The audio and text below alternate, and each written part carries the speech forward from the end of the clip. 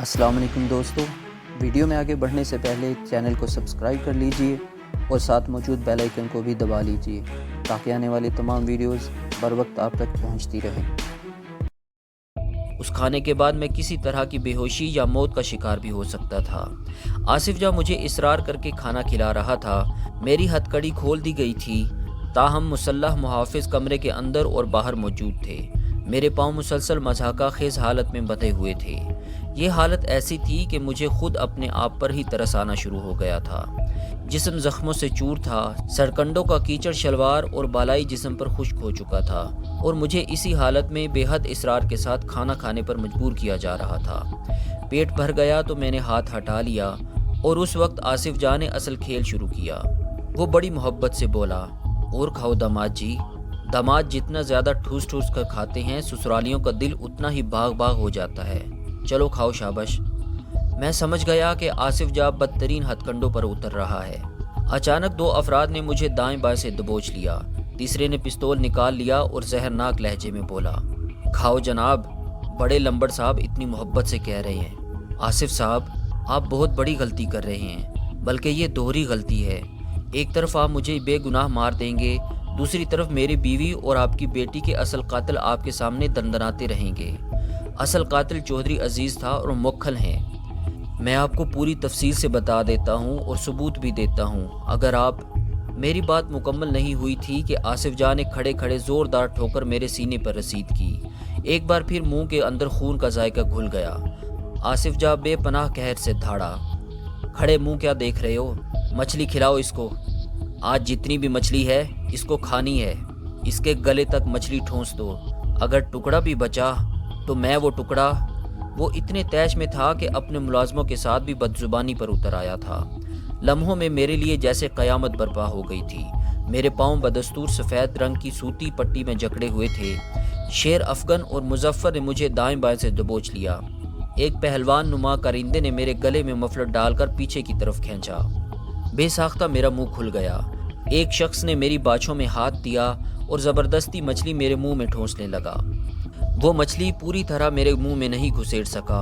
कुछ मेरे नथनों में चली गई, कुछ उसने मेरे मुंह पर मल दी। एक और शख्स ने मेरी बाछों में उंगलियां दे रखी थीं और साथ साथ फुंकार रहा था, मुंह खोलो चौधरी साहब, मुंह खोलो जी। लगता था कि वो वहशत के आलम में मेरी बाछें चीर कर रख देगा। पस मंज़र में कुत्तों का शोर था जो कभी कम और कभी ज़्यादा हो जाता था। अब ये सब कुछ मेरी बर्दाश्त से बाहर होता जा रहा था। मेरे लहू में चिंगारियाँ सी छूट गईं। मैंने नताइज से बेपरवाह होकर सर की एक ज़ोरदार टक्कर पहलवान नुमा शख्स की नाक पर रसीद की। वो इस ज़बरदस्त हमले के लिए बिल्कुल तैयार नहीं था, बल्कि शायद उनमें से कोई भी तैयार नहीं था। वो सब यही समझ रहे थे कि वो मुझ पर पूरी तरह हावी हो चुके हैं। पहलवान टक्कर खाकर दूर जा गिरा। मुझे ज़बरदस्ती मछली खिलाने वाले के चेहरे पर मेरा तूफ़ानी घूंसा लगा। उसका जबड़ा चटकने की मध्यम आवाज़ उभरी। मेरे दोनों जुड़े हुए पाँव मैंने एक तीसरे शख्स के सीने पर रसीद किए। उसके बाद कुछ देर के लिए हवेली के इस कमरे में जलजला सा बर्पा हो गया। मैंने आसिफ जा के करिंदों को कारगर ज़रबे लगाईं। उन्होंने कई बार मुझे दबोचना चाहा, लेकिन मैं हर बार मछली की तरह तड़प कर उनके हाथों से निकल गया। मेरी सबसे बड़ी मजबूरी मेरे बंधे हुए हाथ थे। अगर मेरे हाथ आज़ाद होते तो शायद चंद लम्हों में लड़ाई का नक्शा बदल जाता। ताहम अब भी मैं कोई कसर नहीं उठा रख रहा था। बाद में तो मेरे साथ जो कुछ होना था वो होना था, लेकिन अब मैं दिल की भड़ास पूरी तरह निकाल लेना चाहता था और मैंने हकीकी मानों में लंबड़ आसिफ और उसके गुमाश्तों को हक्का बक्का कर दिया। ऐसी खौफनाक मज़ाहमत की तवक्को उनके वहम गुमान में भी ना थी।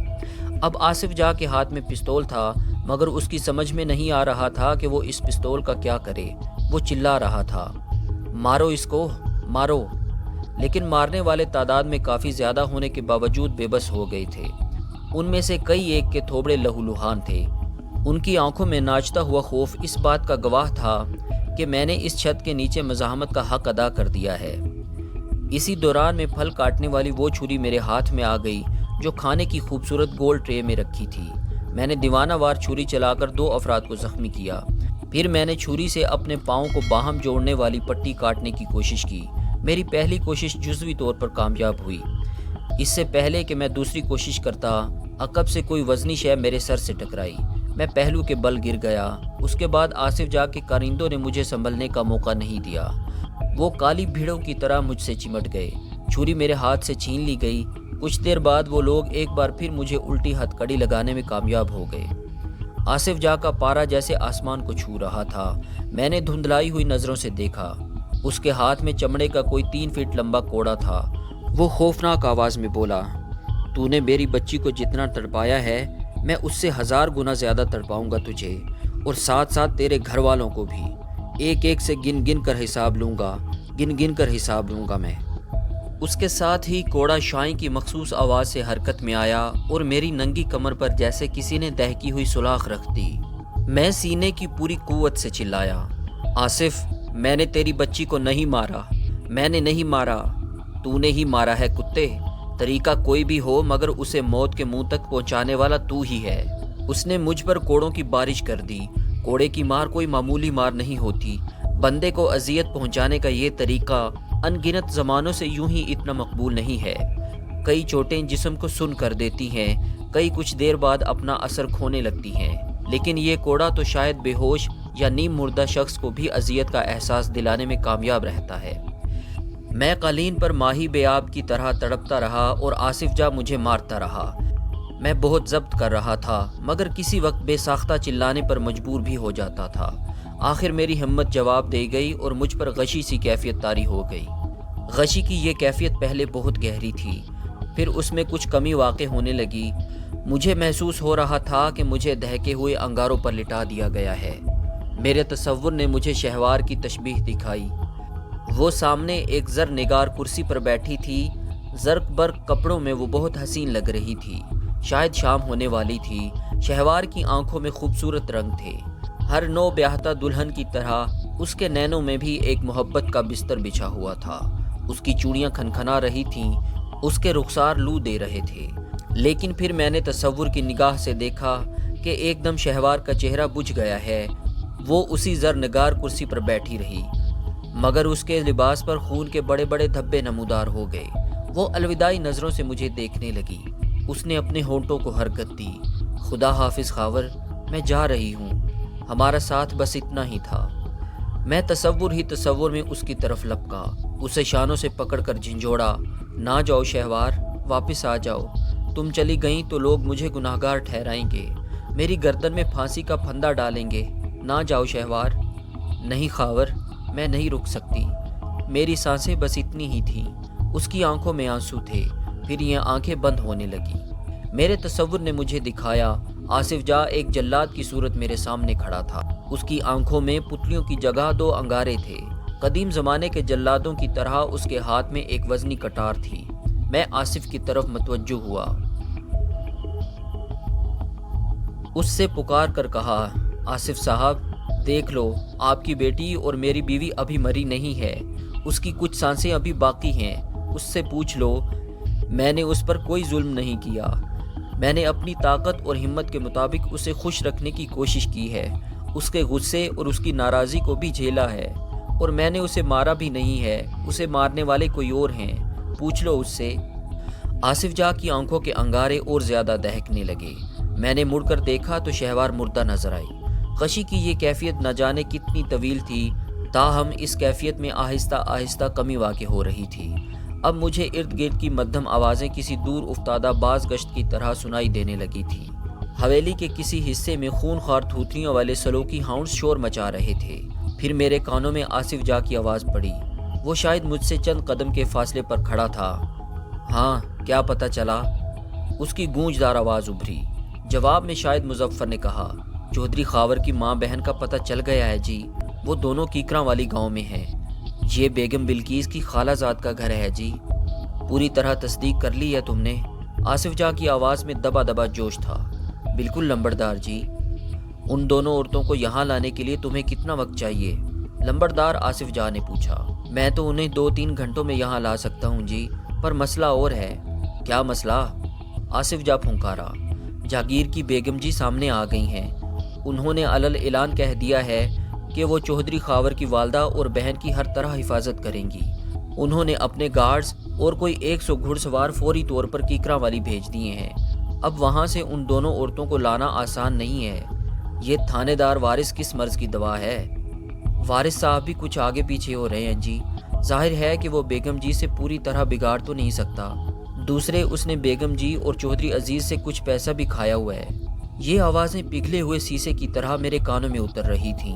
آصف جاں کا انتقام اب مجھ سے آگے میری والدہ اور بہن تک پہنچ رہا تھا۔ تو پھر کیا ایسی زندگی سے موت بہتر نہیں؟ میرا دل چاہا کہ ایک بار پھر تڑپ پھڑک کر اس جال سے نکلنے کی کوشش کروں، یا اس جال کو توڑ دوں یا یہیں پر زندگی ہار جاؤں۔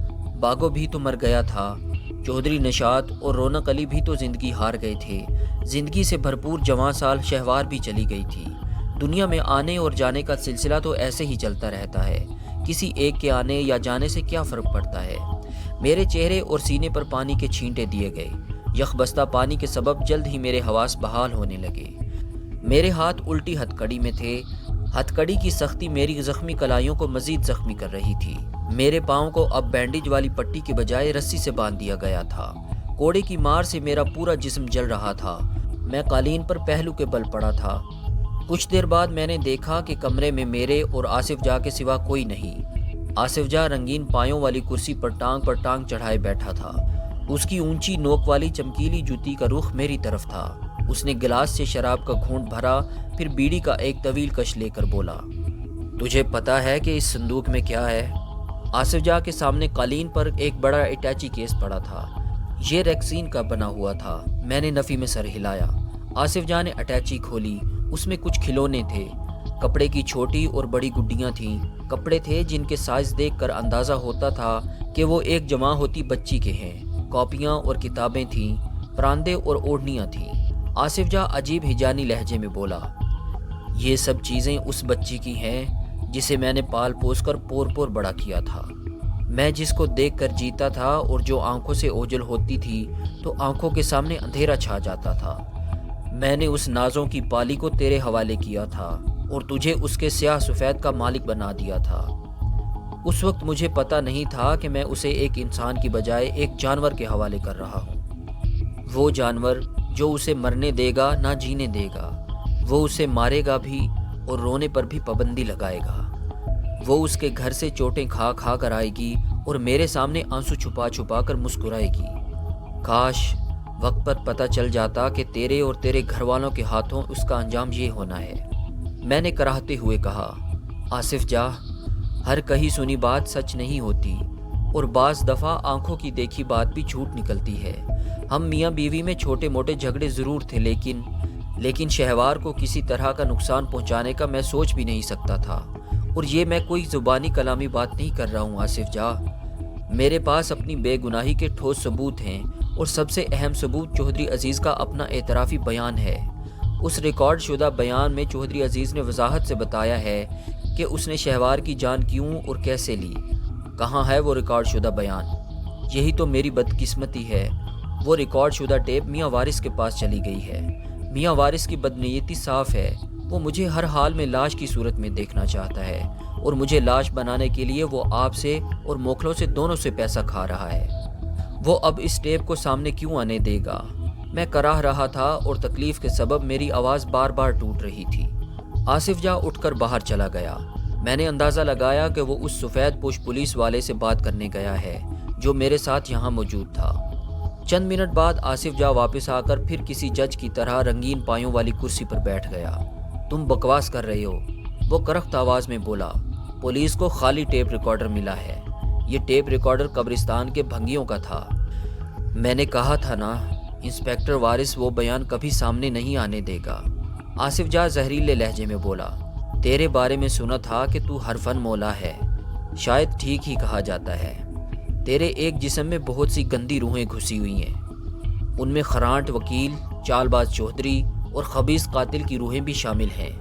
میں یہ ساری روحیں ایک ایک کر کے تیرے جسم سے نکالوں گا، اور بہت آہستہ آہستہ، اسی لیے تجھے ایک بار نہیں کئی بار مرنا پڑے گا۔ میں نے نمبردار آصف کے منہ سے نکلتے شعلوں کو نظر انداز کرتے ہوئے کہا، آصف جاں، میں سمجھتا ہوں کہ تمہارا غم و غصہ برحق ہے، لیکن اس غم و غصے میں اتنا آگے نہ چلے جاؤ کہ تمہیں بعد میں خود پچھتانا پڑے۔ دیکھو، میں تمہارے ساتھ ثبوتوں کے ساتھ بات کر رہا ہوں، میرے پاس دوسرا ثبوت چودھری عزیز کے خاص ملازم انورے کی صورت میں ہے۔ انورہ وہ بندہ ہے جس نے اپنے ہاتھ سے شہوار کی جان لی، وہ قتل کا آلہ بھی برآمد کرا دے گا۔ انورے تک میرا پہنچنا کسی کرشمے سے کم نہیں ہے۔ دوستو آج تک کے لیے اتنا ہی، ملتے ہیں اگلی قسط میں، تب تک کے لیے اپنا خیال رکھیے، اللہ حافظ۔